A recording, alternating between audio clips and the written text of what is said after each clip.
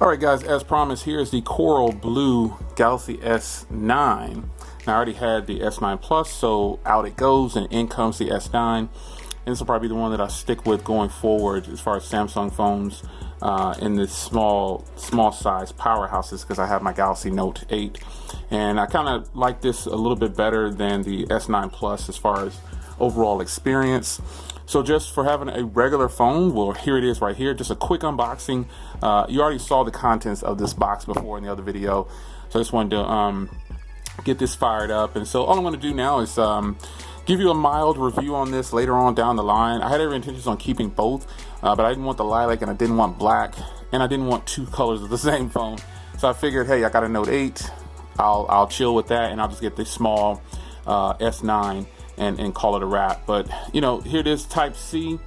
You know, speaker, headphone, microphone,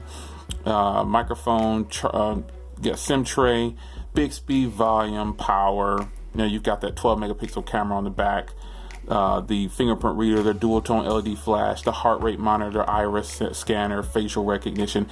Everything's going to be the same on this phone. You know, but you've got 4 gigs of RAM also in this one, and you have a 3,000 milliamp hour battery in this one. So I was kind of concerned about the battery in my S9 Plus. It just wasn't that great. It was good, but it's not what I wanted. I wanted better.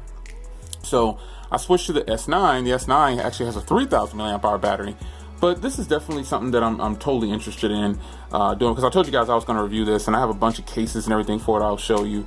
And I'm going to throw on my white stone dome, obviously. So there you have it. It's your man Jay Will unboxing, real brief and to the point. Quick discussion on the Galaxy S9. So I'll give you some footage on this coming up. Stay tuned.